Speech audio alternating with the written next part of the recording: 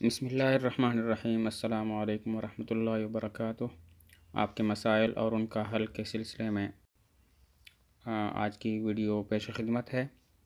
پہلا مسئلہ یہ ہے کہ گانے کے طرز پر حمد و نعت پڑھنے کا کیا حکم ہے، گانے کی دھن میں نعت پڑھنے کا کیا حکم ہے۔ تو جواب یہ ہے کہ گانے کی دھن اختیار کر کے حمد پڑھنا یا نعت پڑھنا یہ کسی بھی طریقے سے صحیح نہیں ہے۔ اس صورت میں جو ہے وہ دوسری قوم کے ساتھ مشابہت لازم آتی ہے، اور حدیث میں ہے من تشبہ بقوم فہو منہم، کہ جو آدمی کسی قوم کی مشابہت اختیار کرے گا وہ انہی میں سے ہوگا۔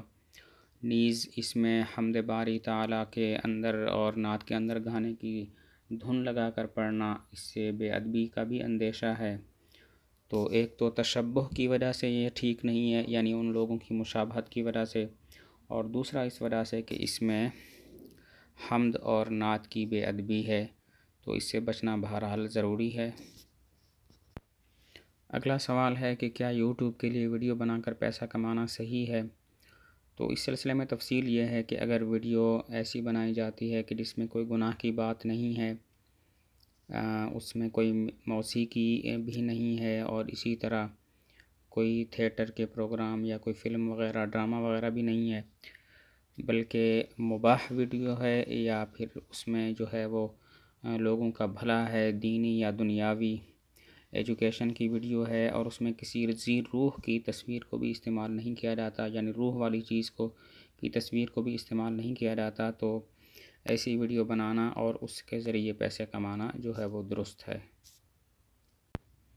اگلا سوال ہے کہ حمل کی حالت میں عورتوں کی عادت ہوتی ہے کہ وہ مٹی کھاتی ہیں، یا ایک خاص قسم کی مٹی جسے ملتانی مٹی کہتے ہیں وہ کھاتے ہیں، تو اس کا کیا حکم ہے؟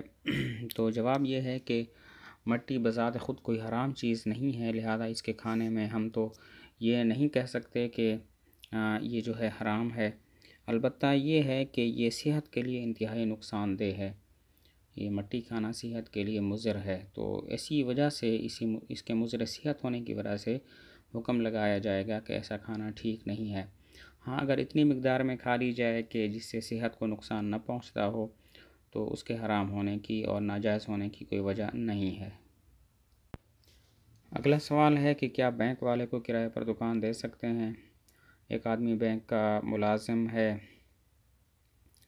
اور وہ کرائے پر دکان لینا چاہتا ہے، تو اس قسم کی کوئی گنجائش ہے یا حرام ہے؟ تو جواب یہ ہے کہ ایسے شخص کو کرائے پر دکان دینا یہ جائز ہے، اس میں کسی قسم کی کوئی ممانعت نہیں ہے۔